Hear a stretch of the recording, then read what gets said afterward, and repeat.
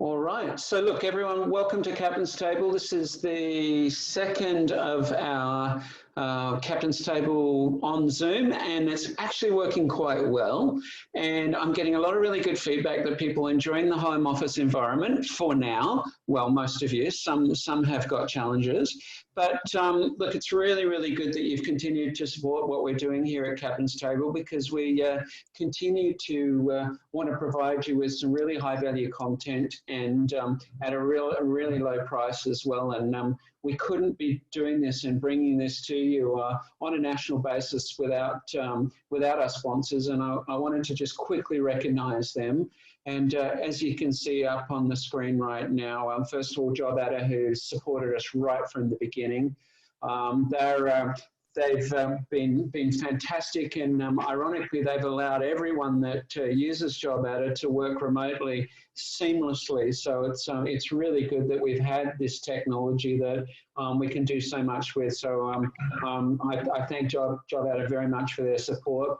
A Positive have been a great supporter as well. They've come into the fore now. They've got some great products around debtor finance, invoice financing, but also their new APay product is a fantastic option for your clients to be paying in installments as opposed to perm fees, for example, in one big hit. So do talk to them about that if you haven't already.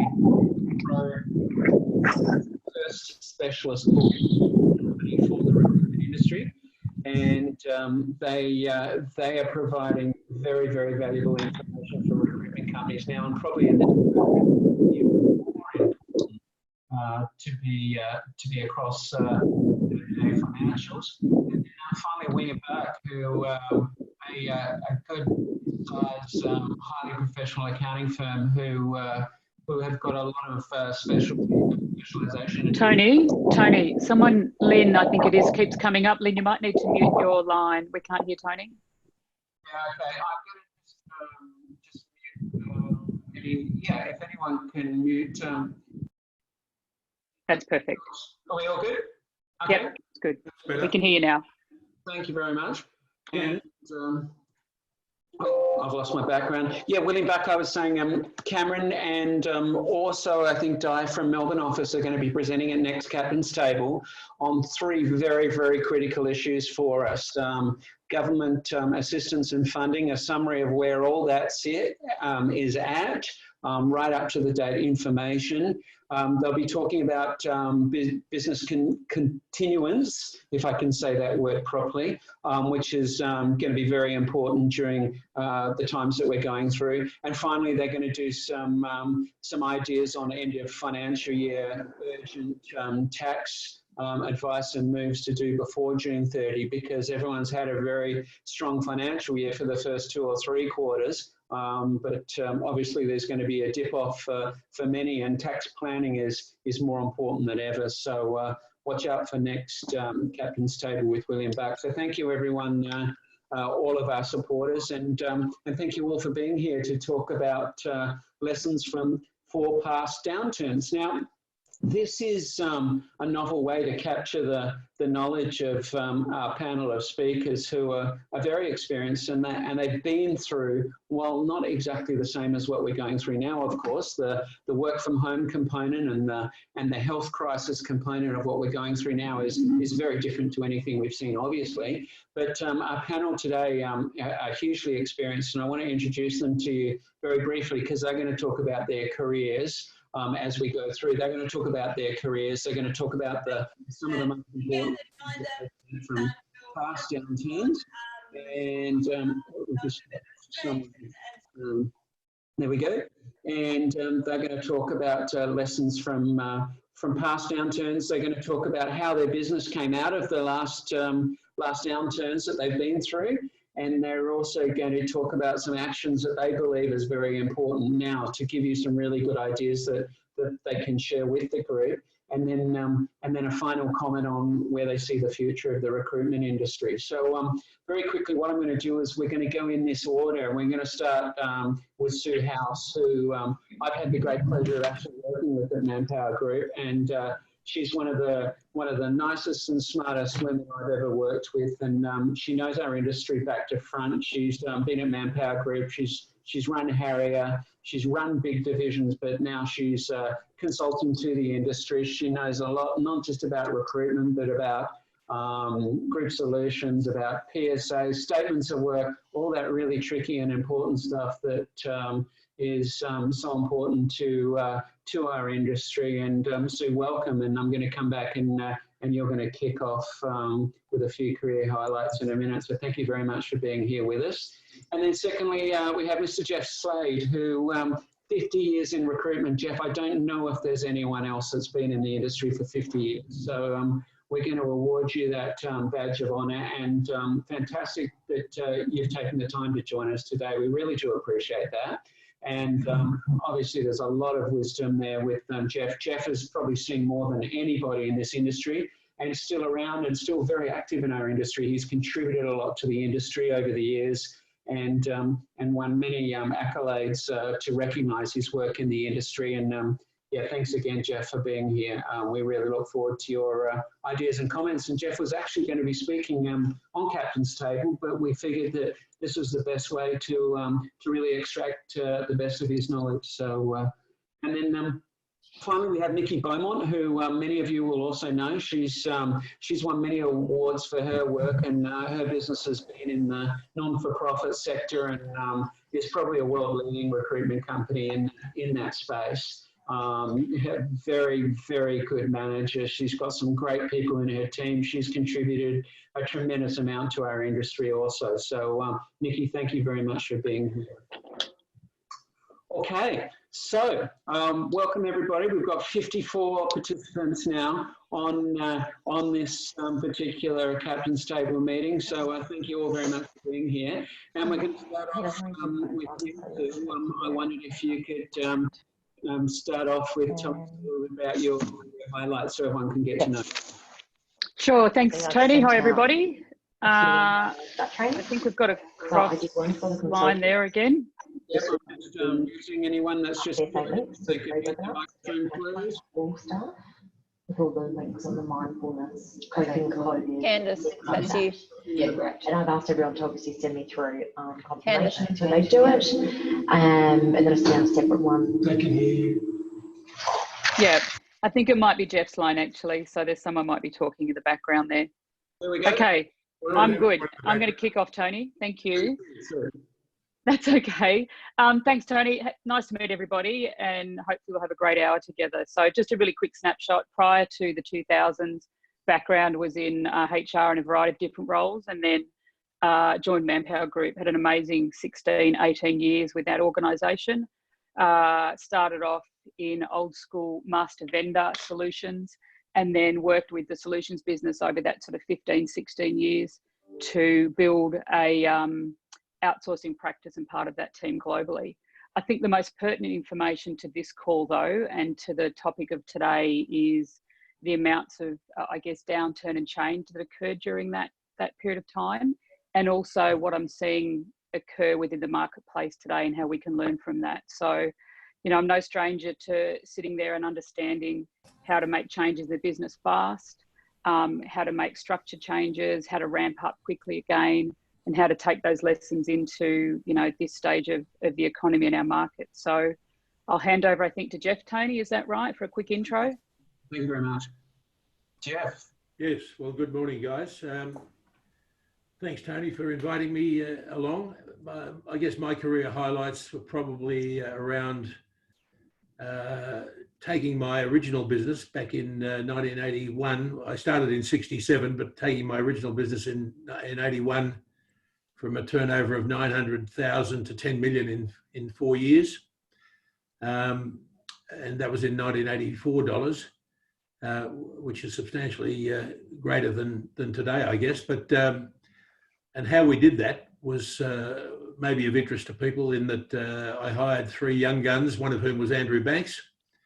And we looked at how the industry was run, how we could project ourselves out of the ruck, so to speak. And we highlighted the weaknesses of the 2 big boys in those days, which was Chandler McLeod PA Consulting, the original Chandler and McLeod, not the one that's there today, both of whom had about 110 consultants Australia-wide, and we found that their weak spot was the fact that they advertised jobs in those days with their client's name on the ad. So we did some research, found out they were taking 10 to 12 weeks to fill a job. We went to their clients who we garnered from the advertising and said to them, if we can't fill that job within 4 to 6 weeks, we'll do it for nothing. And our revenues went through the roof over that 3 or 4 year period. I guess a couple of other highlights was understanding the difference that relationships make. I think one of the big factors that have caused problems for us in the industry over the last 15 or 20 years has been that we've had an awful lot of consultants who think you can build a relationship either on the telephone or via email. And I think I could prove otherwise, that if you actually get to really know your client, you can do extremely well. And I guess the third highlight of my career was as the founding chairman of the RCSA. Very good, Geoff. Thank you very much. Really good introduction. Nikki, over to you. Thanks, Tony. I've not quite got Geoff's years, but my years in the recruitment industry clock up to 32 now, which is a big number, really, isn't it? I started in recruitment in the late 80s. I was obviously a youngster at that time. Started with Manpower. Absolutely loved my time with Manpower back in the north of England, if you hadn't recognised that by my accent, even though I think I sound like a real Australian now. And then moved over to Alfred Marks, as it was, and loved my time with them before they became Adecco and sent me to Australia. Not quite sure why they sent me to Australia. No, they sent me to Australia to, I wasn't a convict, it was to be part of the Olympic Games. And that was wonderful to be the general manager of the Olympic Games recruitment. And after doing that for a year, it was finally time to open up my own business. So I started Beaumont in 2001. So we're 19 years this year, and wow, that time's gone rather quickly. So obviously I've sort of seen the ups and downs in my time within recruitment. Highlights for me would be, as we're quite well known for the work that we do in the charity sector. It's not all we do, it's only a part of our business, but we are quite well known for that. And we celebrated in September last year having saved charities $20 million in recruitment fees from our low cost, just covering our cost model that we started with one person 10 years ago, and now we have a team of about 16 at the moment. So that's a part of my business that I'm very proud of. And the other thing I'm proud of, which was, like Tony said, we have won a number of awards, but last year we entered the Great Places to Work for the first time, and we were hoping to get somewhere in the top 50 if we were lucky, and we got to the awards evening and ended up being voted 9th best place to work in Australia within our category, which was a huge win for us and very unexpected and was very exciting all round. So that's a little bit about my recruitment career so far. Very good, Nikki. Thank you very much. All right, so we're going to jump right into it, and for the first time, we're going to be capturing some knowledge of the 3 most important lessons that each of our industry speakers may have learned during the past 4 downturns in most of our lives. Geoff, I'm trying to think if there was something before the crash of '87 that might have fit in with your 50 years in the industry, but I reckon I can take you back to the crash of '87, and I think it was all okay before that, wasn't it? For a while. There was a recession in '81 as well. 81 recession. Well, there we go. All right. I was still in high school at. I was only 10 myself. Yeah, no, I'm sure. Yeah, maybe 2 or 3. Yeah, but anyway, so 5 downturns from Geoff. So we've had that recession. Then we had a crash of '87. We had Y2K, and then and that sort of post-Olympics fallout in Australia. Then obviously we had the GFC, and now we've got this particular downturn now. So the industry's been through a lot over the years, but I'm going to ask each of, in the same order, each of our speakers, perhaps three of the most important lessons. So we're just capturing key knowledge here that each of them learned from the downturns that they've been through themselves. So Sue, if you would like to kick off, please. Sure, thanks, Tony. So I'll state my three first, then I'll come back to each of them. So the first one is people. That's our people and the people who work for you and with you. The second one is clients. And the third one, that for the purposes of today's call, I'm just calling cash flow for survivability and for sustainability. So from a people perspective, I think that, I think my experience has been through probably two significant downturns. One of which, when I was at Manpower Group, we had a couple of really serious restructures during that time. And at that time, I was both head of HR and head of the solutions business. So I was an operator responsible for P&L, and I was also responsible for the people strategy and the HR strategy of Australia, New Zealand. And I think reflecting on that, the key piece for anyone during the changes that companies are experiencing now, it's how we're treating our people. The level of relevant transparency and information that can be shared and should be shared at a timely juncture to help people make their own personal decisions. I think we've seen a lot of relief come from the government, but the incomes of many households across Australia has been significantly impacted. So whether you're going through advising your customers, whether you're working through it with your existing people, looking at structure changes, role changes, potentially even stand downs or redundancies, the openness and the honesty around that, I think, is first and foremost, and how people then can continue to do great work for you and with you, as well as keep your brand intact as we come out of the changes and we know we'll come into a recovery. So people, number one.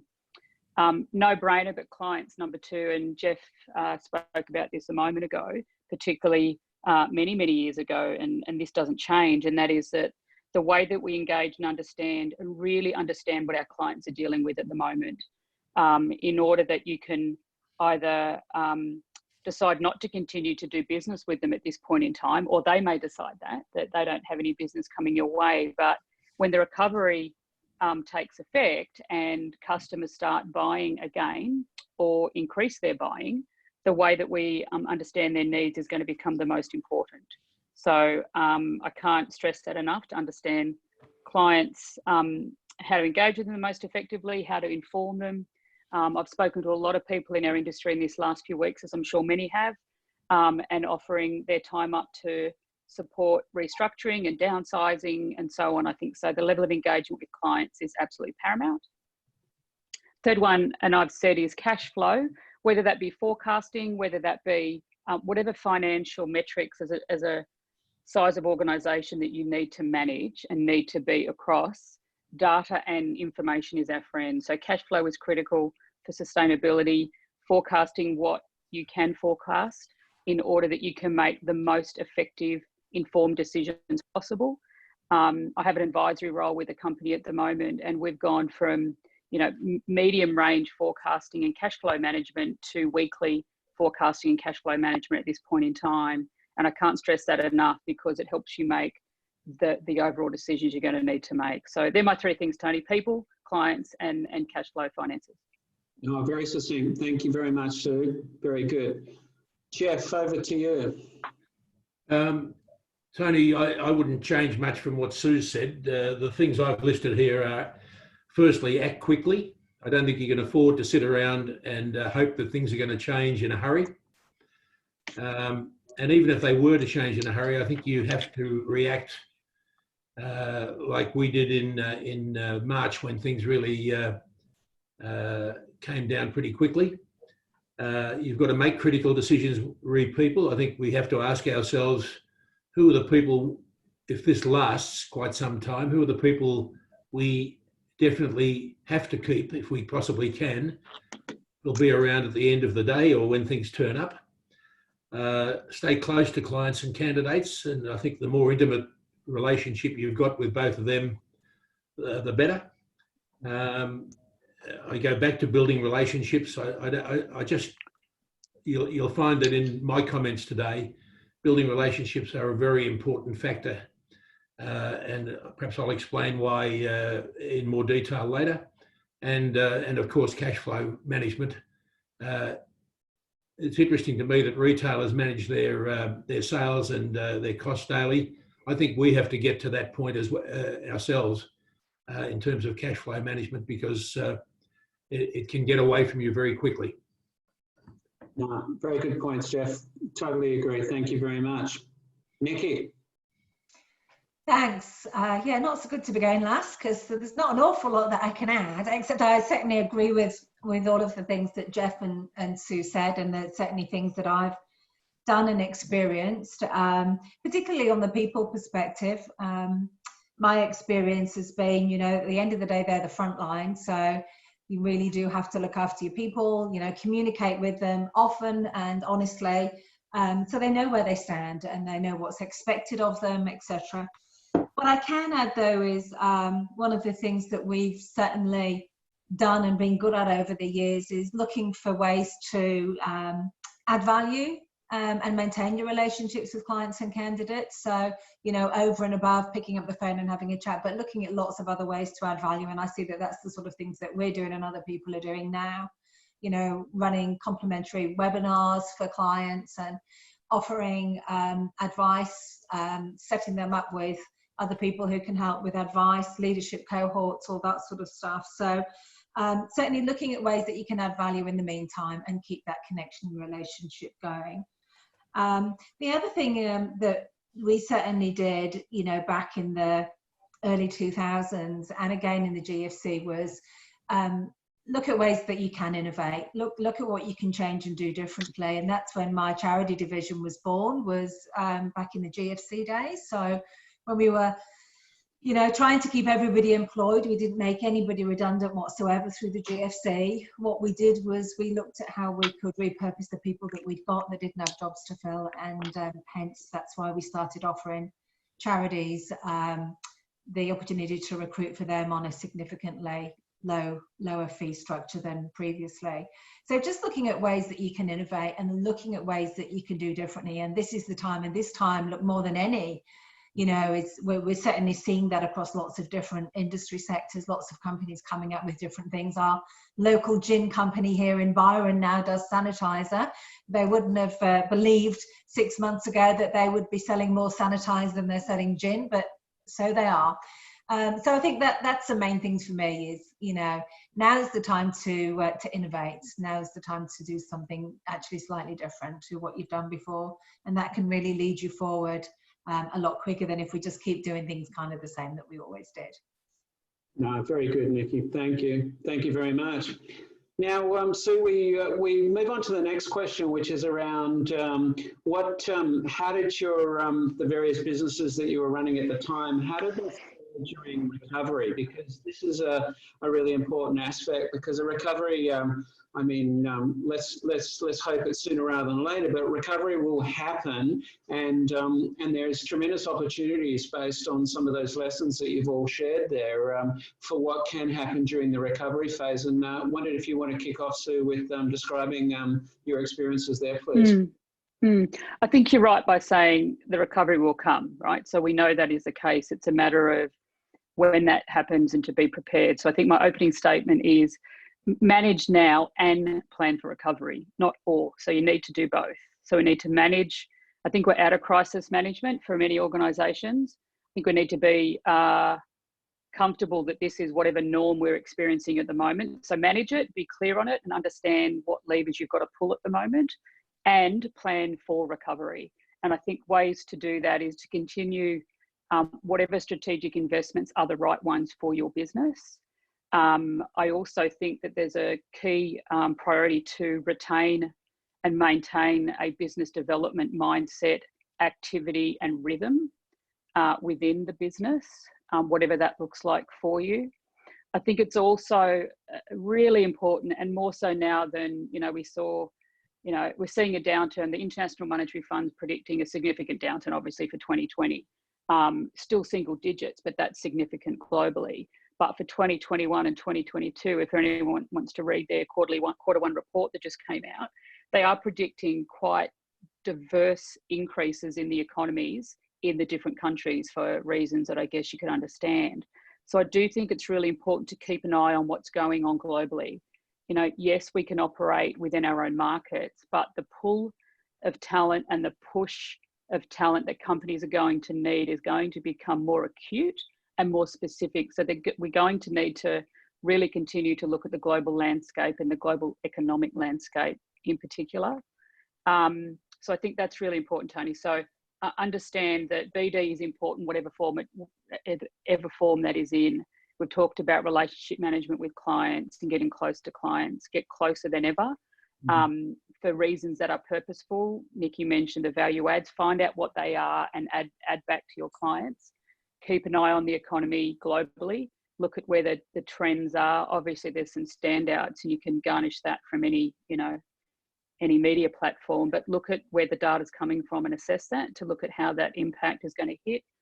And where possible, if you haven't already started to do this, really identify how you can diversify your portfolio and not just industry sectors, that's important, but your service lines. If you're running a predominantly permanent recruiting business, I mean, that's taken a significant hit. The rebound, I think, is going to come through a blended niche in permanent, contingent and statements of work and flexible, fast fixes for talent problems. So are you nimble enough to do that? And if you're not, find out how to mobilise to do that sort of stuff. So I guess, yeah, retain the investment strategically, keep an eye on the local and global economic shifts and challenges, get involved in the data and understand what that can tell you, and look to diversify your portfolio. Oh, very good, Sue. Thank you. And then come out with a much stronger business that's able to do even more than it did before. Yeah, definitely. Absolutely. Yeah, thank you very much. Geoff, keen for your thoughts. The biggest downturn I've ever been in prior to this one, which I think will be long and deep, Tony, was in 1987. That was the end of the mining boom. I was very fortunate in that Blue Arrow, who were the fourth biggest in the world at the time, walked through the door in 87, just prior to the crash, and made me an offer I couldn't refuse for my original business.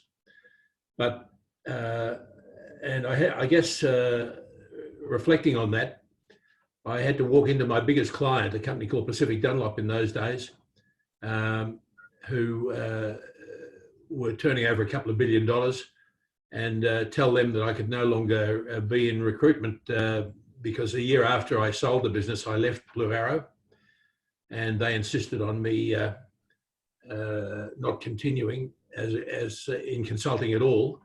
So I went to see the MD of Pacific Dunlop and told him the news, and he promptly offered me the job as HR director at Pacific Dunlop.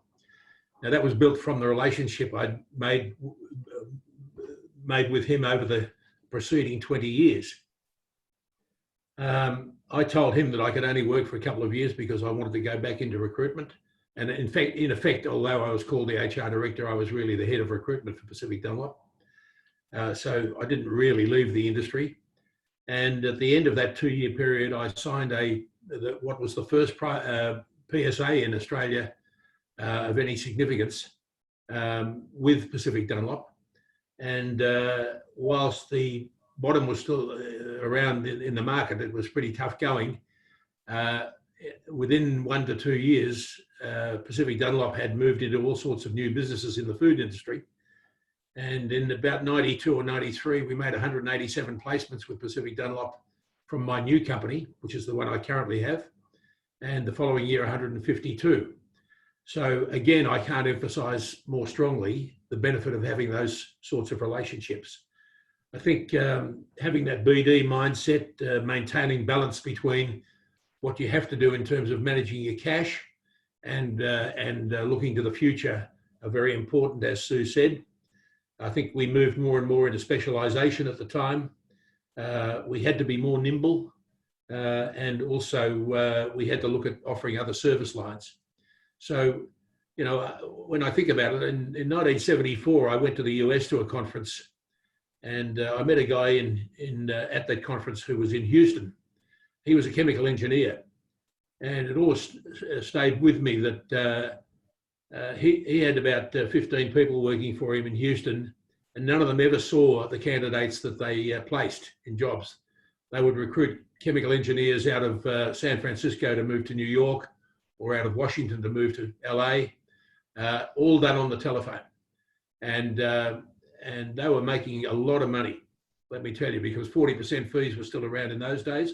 Not sure whether they still are in the US, but it gave me, I guess, an incentive to look at my business in a different way as I grew the company over the next 20 years. Really good, Geoff. So again, the theme is you came out stronger, bigger, and better with really careful planning during the downturn. Yeah. Yep. Okay, Nikki, if your thunder hasn't been stolen, and we might change the order just in case it has after this, but keen for your thoughts. Thank you. I mean, the question was, how did my business fare coming out of the recovery from? I'll just talk about the GFC because I didn't have my business. Back in the 90s, that was when I was working for Adecco. Look, I mean, what I learned was I am ever the optimist, and it did drag on a little bit longer than I had hoped for, and I think we could probably expect that with this. I'm still the optimist, and hope to be back in the office at some point soon with everybody else. Back to my free hugs, But I think that's certainly one of the things to learn is, plan for it to be harder for longer than you think it's going to be. And if it's easier and shorter, then it's a win-win, isn't it, really? So, I mean, that's certainly something that I learned. The other key things for me was that, through that GFC, when you own your business like I do, there's just me, I don't have shareholders. I can make whatever decision that I want to make for the business. And I did choose very carefully to not let any people go, because my people were, my most valuable assets, my family really, even though there's about 45 of them, big family. I chose to break even or, certainly cover the costs to keep everybody employed. And there were good things with that decision and not such good things with that decision. Some people found it very hard to keep going when times were tough and clients didn't have jobs and you weren't busy and feeling like you had meaningful work. But the good part of that was that how we've treated people over that time has been a legacy going forward. And, still now, particularly now we're in a, difficult time again, but even 6 months ago people would still talk about how we treated people during the GFC and didn't let lots of people go and did look after people at the cost of the profitability of the business. So that's pretty much the same stance that I'm taking today.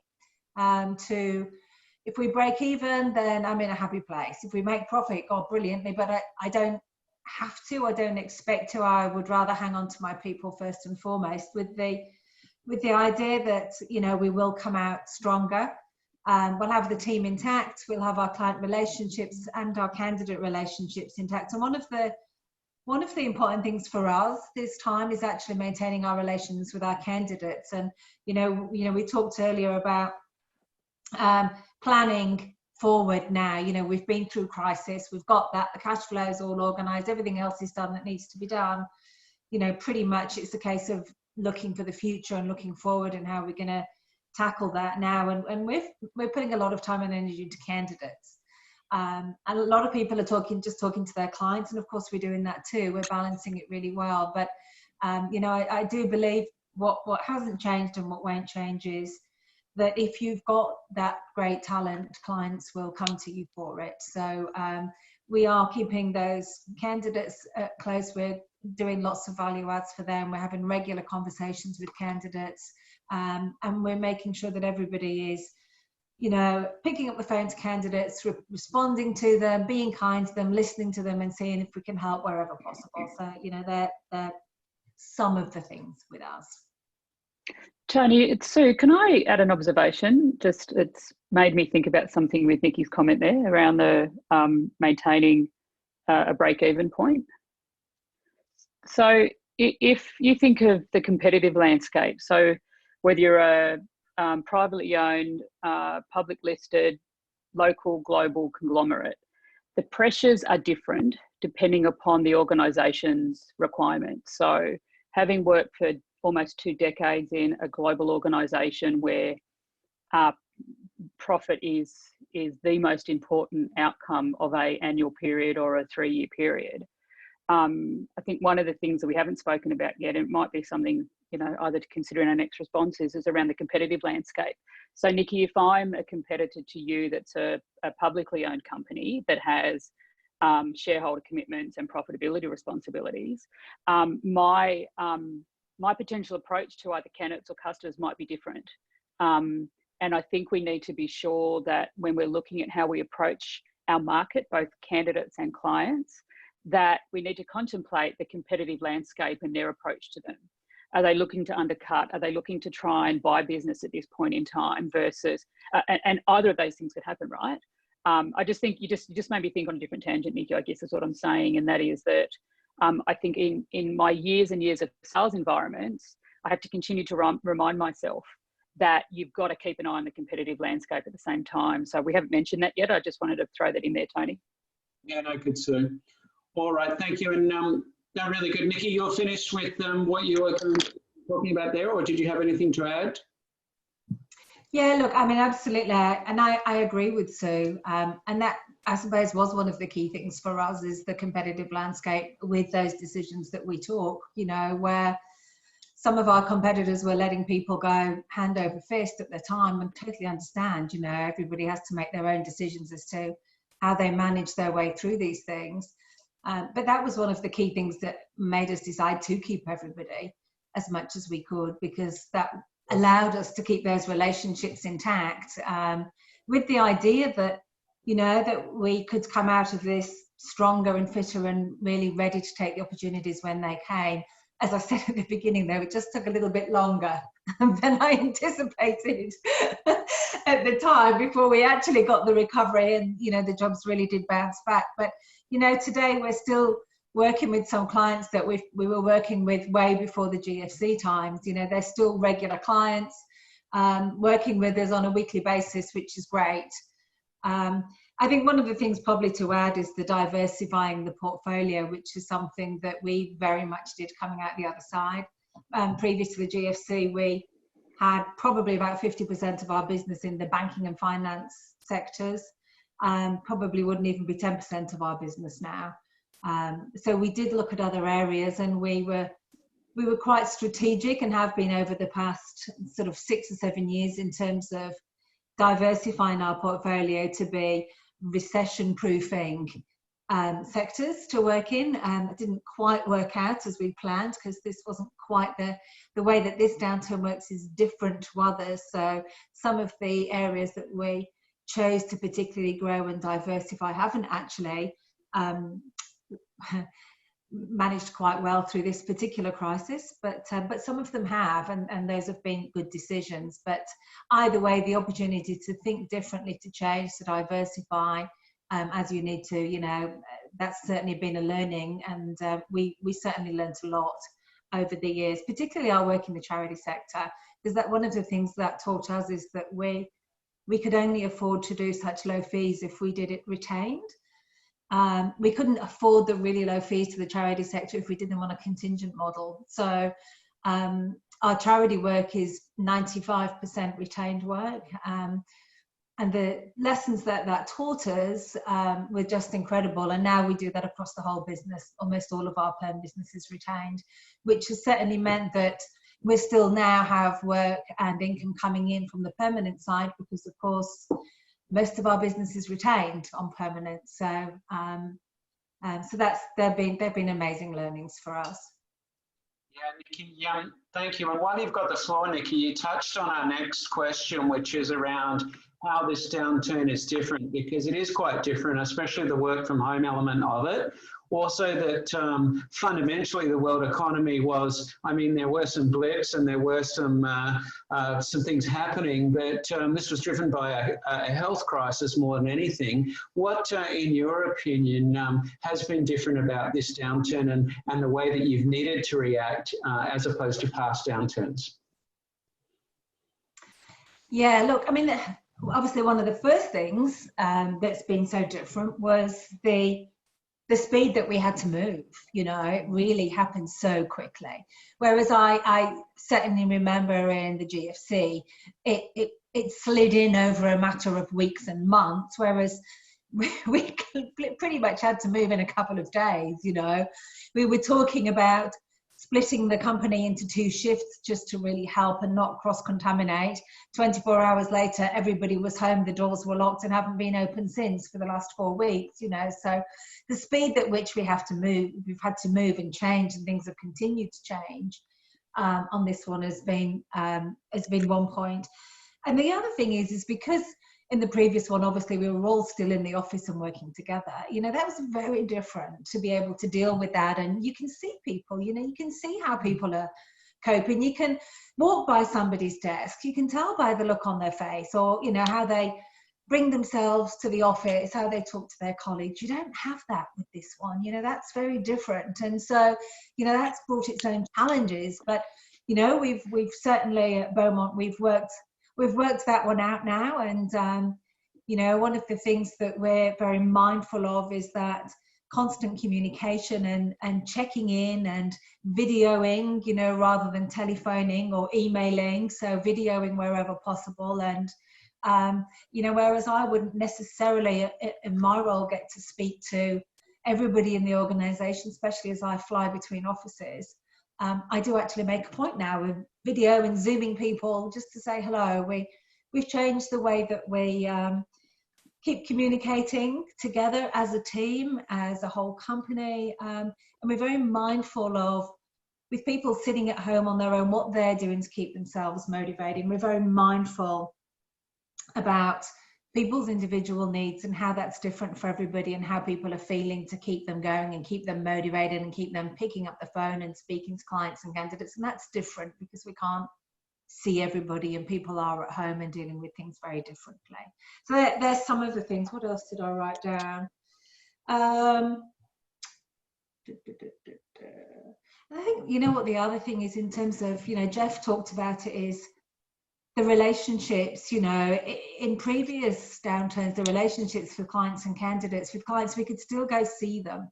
We could still go have a coffee, you know, we could still catch up for lunch and see people. And it is very different now. You can't quite do that in the same way. You can do it by video, but it's not, I don't think it's as easy to maintain those relationships when you can't pop in for a coffee, and you can't get hold of people always as easily. And that's been one of the things that we've heard feedback across the recruitment industry from other people, is that because people are not on the main office number, it's email, you can't actually get to speak to people as easily as you could have before.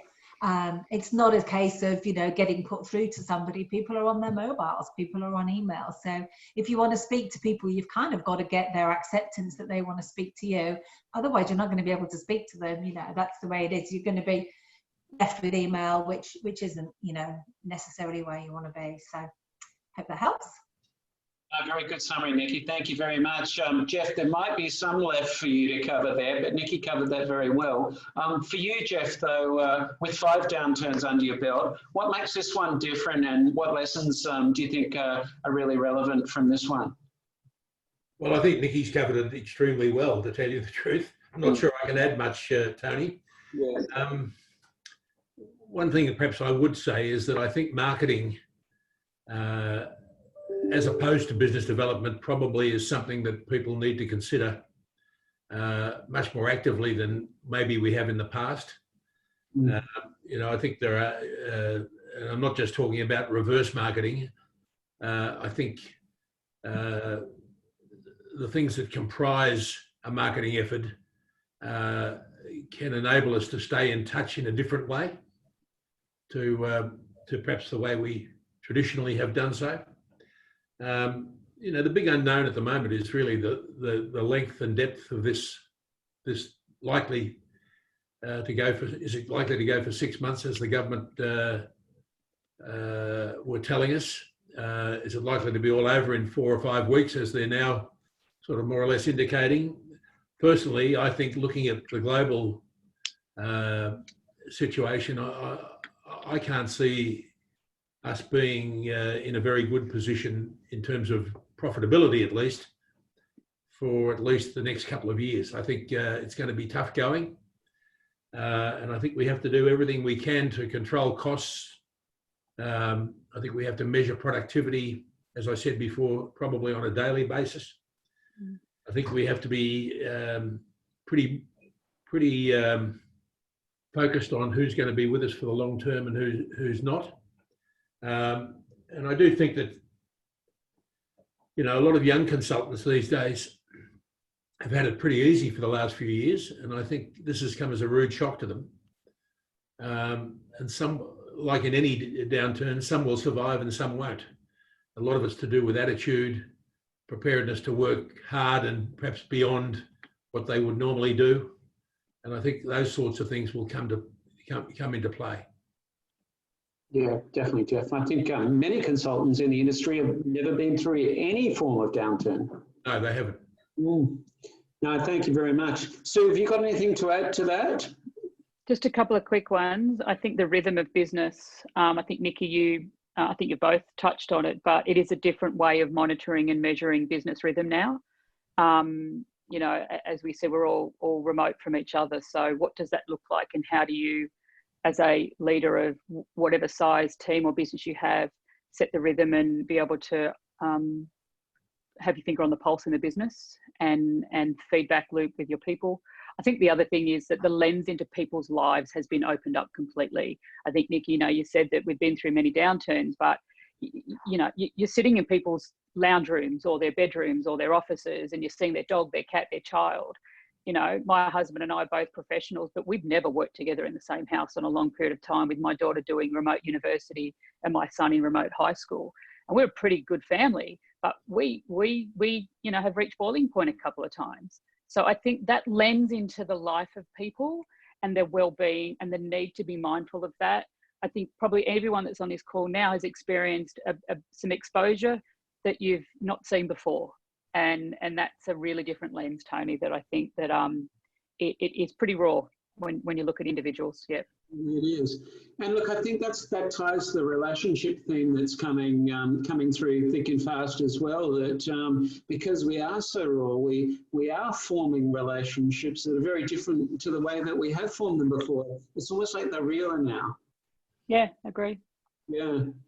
Now we've got Stephen Moyer on video here. Stephen, I'm not going to put you on the spot at all, but when you and I talked on the phone last week, you said, you know, that if you did have something you wanted to add to this conversation, you run a fantastic business in Sydney and obviously have been around the traps for a significant amount of time also. Is there anything from your perspective now that we've heard from our speakers that you would like to add? Yep, absolutely, Tony. So first of all, hi everyone, and thanks to the panel. That's really good points. I agree with Geoff. I think my perspective on how long this is going to go for is, I think this is going to go for a long time. So I've sat through, again, quite a few downturns, and I see this as another level altogether. So I think anybody running a business needs to prepare for that. I don't think necessarily that's just be aware of it, you know, it's good and bad in that. And I suppose my thoughts were, first of all, I think it's important to know there's always light at the end of the tunnel. I mean, I'm an optimistic person, but no different here in this instance. And I think a couple of things I thought might be useful to people. One is, you know, we talk a lot about this in our business, the word care. So I think care comes into everything in these times. So everybody's talked about their teams, but obviously their candidates and clients and everything. And I started my business in 2007, just before the GFC. And most of my clients now are clients I developed through that period. So again, back to relationships, but it came because I cared about them and cared about how I could support them and all those kind of things. So that word I think is really key. And I think we'll come out of this and there'll be a lot more care in society generally. And I don't see that being exclusive from recruitment. I think the two are mutually, you know, they work very well hand in hand together, hand in glove. So I think that's one area. I think secondly, you've got to be excellent at what you do. So it comes into Geoff's last few points. I think, you know, I'd be looking at your team and do you have excellence across your team? And if you were only working on a smaller number of roles, you have to be absolutely excellent at delivering on those. So I think, you know, there's an opportunity to develop that sense of excellence across your team if it needs more. And thirdly, and it's back to care again, but again, that idea of the deep relationships. So to be honest with you, that's what motivates me in recruitment. It's what I enjoy. And I think there's a huge opportunity in these times to really develop those deep relationships. And it's a nice thing to be able to do through these times as well. No, it really is. Stephen, thank you very much, and I really appreciate your input. Okay, we're going to sum up now, and if anyone wanted to ask any questions, if they could type into the chat function, and if you're brave enough to go on video and either contribute an idea or ask a question of one of our senior panelists here, then please send me a note in the Zoom group chat privately. But to sum up here, each of you, we wanted to talk a little bit about the way forward now. And obviously, we don't really know what's going to happen. Hopefully, things in Australia have got quite a bit better and that we can return to some form of normality soon. But keen for your views, everybody, of the future of the recruitment industry moving forward as we come out the other side of this. I think we're back to you, Sue, to start off that discussion. All right, thanks, Tony. Very tough ask in a very short period of time, but I'll give it a go. I think, look, I think we all know that our industry has been under pressure for quite some time. If we look at, the emergence of procurement through the sort of mid 2010s, 2012, and the commoditisation of contingent staffing. The rise of, I guess, experience in talent acquisition, and then organisations looking holistically at talent, building their internal capabilities. So I don't want to downplay the amount of upheaval that the economy is having and the long road to recovery. But as an industry, we've been tested many, many times as organisations have decided differently how they look to talent and look to providers like us and experts in our fields to support their talent needs. So I think if we take everything as a surprise, we're probably a little bit backwards in our thinking. So, however, the pace of change has accelerated significantly, and the need for you as an organisation, a business leader, a business owner, to really identify what is the value that you can provide to the market, to your customers, is really important. And don't discount that value unless you need to. I had some really good dialogue with the MD of an IT tech company recently, and they were put under a lot of pressure with current contracts, which I guess many companies are. But what they decided to do was walk away from some of that and retain the stuff that they knew they could make really strong profits on. So I think we've talked about decisiveness. I think Geoff's mentioned it a couple of times today as well. So I think as a business leader or industry, we need to be really decisive about our value and what we can do well and continue to accelerate or diversify from, and to stop doing the things that we know aren't the right things at this point in time, or might never be the right things moving forward. So the whole stop doing decisions are really, really important at the moment. I think we'll see a lot of businesses in our industry go out the back door without a doubt. It's those that can make those decisions. If we think about the questions early on in today's discussion around look after our people, keep your eye on the cash flow, and keep the eye on the economy and where the market is starting to shift faster, we'll be able to have a greater sustainable industry than what is potentially on the landscape today. Yeah, no, really good. So you mentioned this. We just had a question come through on this about holding strong on temp and perm fees. Yeah. You're saying, hey, hold strong and just deal with quality clients going forward, yeah? Yeah, I am. And look, they're the decisions that you're going to have to make depending upon the impact to your business, right? But I heard a really good analogy from someone that many people on this call will know the other day, and that, if the whole, and this is a really granular piece, but I think it's really pertinent. If you've got a contractor book, or you've got a temporary supply with a particular organisation, and they wanted to, say, convert them to permanent or whatever else it might be, but expect a discount, right? Because they're converting them to permanent. You don't rent a house out and give the buyer a discount if they buy the house off you in 12 months' time. So why do you do that why would you not push back on that if it's a temp to perm conversion, as an example? Like I said, really small example, but they're two different service offerings. So treat your service offerings with their own level of profitability, whether that be just temp and permanent, whether it's large scale outsourced, and whether it's statement of work business, whatever that might be. Make the decisions about that part of your product line and your profit line on those products for the right reasons. Yeah, no, very good. Thank you, Sue. And really good summary from you. Geoff, any views, views on from you going forward, but also on the pressure to discount would be also good to comment. Sure. Firstly, I think globalisation is under pressure. So maybe as a result of that, the pace that everyone's been required to work at over the last 10 or 15 years might slow down a little bit, hopefully. In fact, I can't tell you how much I've enjoyed the last 5 weeks working from home and not being under constant pressure, even though we're not making money at the minute. I think the reality is that a lot of people are really enjoying being able to smell the roses for once in their lives. Now, I know that doesn't apply to everybody, and that financially, a lot of people are under pressure. So we have to take that into consideration. But I think the point that Sue made about adding value is absolutely critical. And it occurs to me that we can't add value if we don't believe we're adding value. And I'm still not convinced that there's a lot of people around in our industry who don't actually believe that they are adding value. A lot of consultants who are not convinced that they are adding value, and therefore they're very reticent to go out on a limb and back themselves. Secondly, I think we need to change remuneration models. This is probably pretty controversial, but my view is that people are still being rewarded as 360-degree recruiters. There's a hell of a lot of them out there that only do half the job. They actually haven't had to be 360-degree recruiters.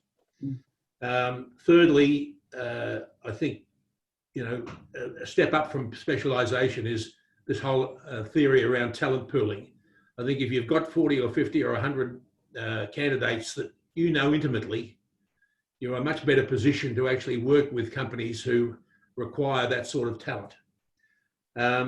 Again, I get back to the building of relationships. I think coming out of this in the future, reputation and brand building will be critical. So therein lies the sort of comments I made about marketing. And I think we need to be utilising digitised methodologies and tools either now or very nearly in the future. And I think, interestingly, I read an article in the Melbourne Age a couple of weeks ago, and in fact rang Charles Cameron at the RCSA about it, where I read that you don't get teams in the AFL who are anything but super competitive, and they're always looking for 1% improvement on what somebody else is doing, as well as improving themselves. But this coronavirus has forced that industry to work collaboratively, much more so than has ever been the case in 150 years. And I actually think, and I said to Charles, why don't you set up a meeting with a lot of the players in our industry, and let's see what we can come up with collaboratively that might improve everybody's fortunes going forward. And he actually bought into that, and we've already had one meeting with, I think, about 20 CEOs from the industry. And I'm sure the people on the panel today, if they weren't on the last one, would be interested in being on the next one, which I'll certainly recommend he invites you. But I do think there's a lot of potential there for people to work much more collaboratively than we have in the past. Yeah, definitely. Okay, Geoff. Thank and you. On the point of, sorry, on the point about discounting, I'm with Sue. Anybody can discount. It's just a race to the bottom. Yeah, it really is. So add value instead. So Jane, I hope that covers your question. And we've got a question from Dominic that we'll cover in as well. Nikki, your summation of how the future looks from where you stand and your experiences? Thanks, Tony. I will just comment on the discounting. not for us, thank you. I don't think that's a road to anywhere. I mean, look, I absolutely see recruitment businesses are still very relevant. Yeah, we'll do things differently. You know, I think like Geoff says, you know, people are enjoying working from home to a certain extent, but also I'm also hearing from my team that they're very much missing being together as a team and seeing each other and working together. So I think we'll do a nice mixture of those moving forward. I think hopefully not just the recruitment industry, but lots of different businesses that were reticent to allow people to work from home to suit people's needs and to give people the flexibility that they would have liked but never really had. I think that will change significantly, which can only be a good thing. So I certainly look forward to that, which leads me to you know, the expensive office space that we keep in the city. You know, we don't in Byron. Office space in Byron's really quite good, but what we certainly learned is that, you know what, we're operating really quite well without that expensive office space at the moment. So I've actually already been talking to some of the recruiters about sharing that office space moving forward, because you know what, I don't think we need quite the big space that we had. And you know, our relationship with candidates has been for many years, and we've never really changed that, is that, you know, we need to interview you, and certainly for Beaumont, I know it's not the same for all other recruiters, but we need to interview you and we need to meet you face to face, and you come into us in the city and see us in our offices. And although there's lots of value in that, and we'd certainly still like to see people and meet people face to face, I think once we actually do get let out, we'll all be craving those meetings and those coffees. But I think that it gives us an opportunity to very much change that and give people choices, you know, to give people the option of a Zoom interview rather than can you schlep into the city? I know it's going to take you 45 minutes either way, so we can meet. So I think we'll certainly see those. But sort of the end goal is that, though, that, you know, I see what hasn't changed is that companies will come to us for the top talent that they can't find themselves. You know, companies will come to us for our relationships and our network and that access to talent that we've spent a lot of time nurturing and developing those talent pools and developing that knowledge in our specialist areas, you know, which is where the niche and the niches really do come into their own. So I think, you know, we'll absolutely still be relevant in those areas. And, you know, perhaps there's going to be more need for us than ever in some areas. You know, will all of those internal recruiters that's been our biggest competition in the past few years, you know, will they actually all start to be let go as clients start to save money? And so maybe the clients will come to us certainly quicker than we think, you know, who knows? I'm hoping that, you know, some opportunities will come out of that. We're seeing an increase in temp compared to what we have seen in the past. So I certainly believe that there'll be a lot more temp opportunities, and I think Australia for sure. We don't deal with anything outside of Australia, but I think we'll all be a little bit more open and a little bit more flexible about how we accept and manage and work with our casual workforce moving forward. So I see they're just some things that I can add and agree with pretty much everything else that Sue and Geoff have said so far. No, you added some great things there, Nikki, and you even added a couple of controversial ones around internal talent teams. Or, you know, cost-cutting measures might increase the value that recruitment firms can provide more than ever. Is a really positive note to you know, to wrap up this discussion on the very existence of recruitment companies to add value to the talent process can come to the forefront more than it ever has now. So that's a really good message from all of you. Just before we do wrap up, everyone, we've just got one question that wanted to throw at you all in from Dominic, and it's a really good one, because Dominic was saying that if there is more talent on the market, clients are going to have more choice. Does that give them more negotiating power and cause a race to the bottom as far as rates go, but also as salaries, because they now do have the pick of the market? Any of you like to comment on that? I'll take it, Tony. Sue. I think that there's no black and white answer to that specifically. I think that we're going to see more acute and micro skills required in some sectors and some markets. And I think that we're going to see an oversupply of workforce demographics in others, whatever they may be. I think the important part is to understand the supply and demand equation. So where is the biggest demand and where is the oversupply or undersupply, in order that you confidently and competently can price to market what you think your services and the value of that talent's worth. Sorry, no black and white answer. I don't think it should be a race to the bottom, and I really think that knowledge is the key piece here. Know your data, know your information, and be able to get the right return for services and value that you're providing. Yeah, very good. So, Nikki, comment. Nikki, over to you. Yeah, I think we play actually a really important part in that. You know, in you know, standing up for the candidates and, you know, speaking to the client about, you know, it's not right to suddenly think you can, you know, go for a race for the bottom on salaries at all. You know, that people have got a value and people, you know, have their worth. So I think we play a really important part in actually standing up to clients who are just in there for the cheap deal.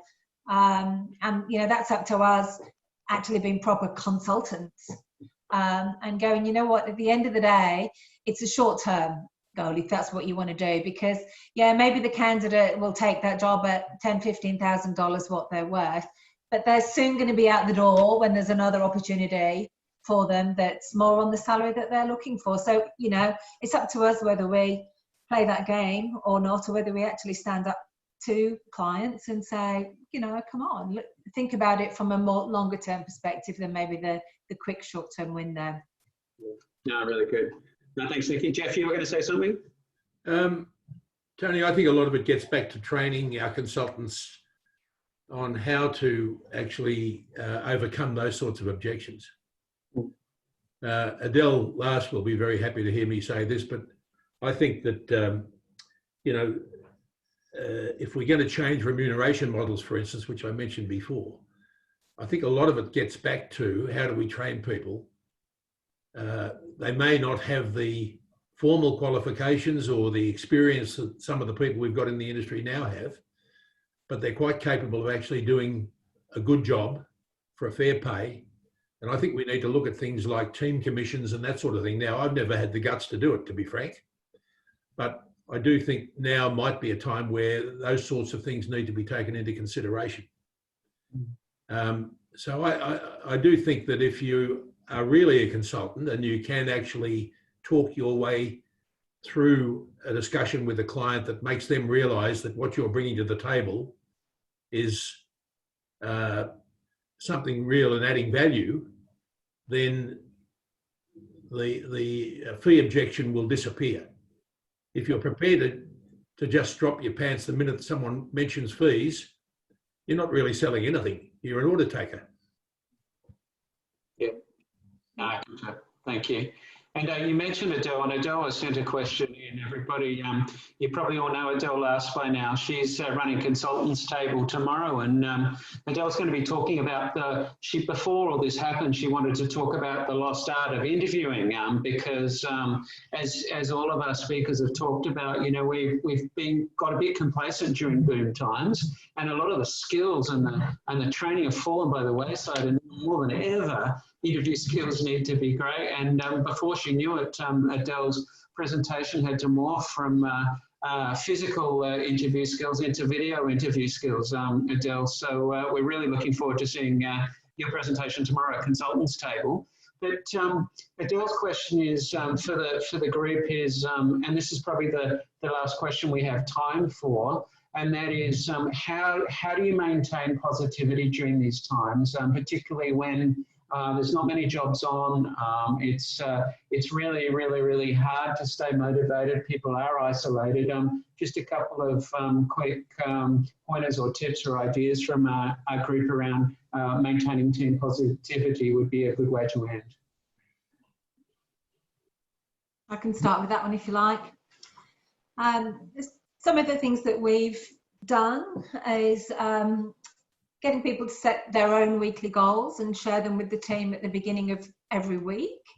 And that's not on a, KPIs, check activity. It's not about that. It's about people starting the week with these are the things that I want to achieve, so that they can feel when they get to the end of the week a sense of achievement, when they're not getting the same kicks that they normally do from filling a job here and, getting people out on interviews there and getting that feedback. So that's one of the things.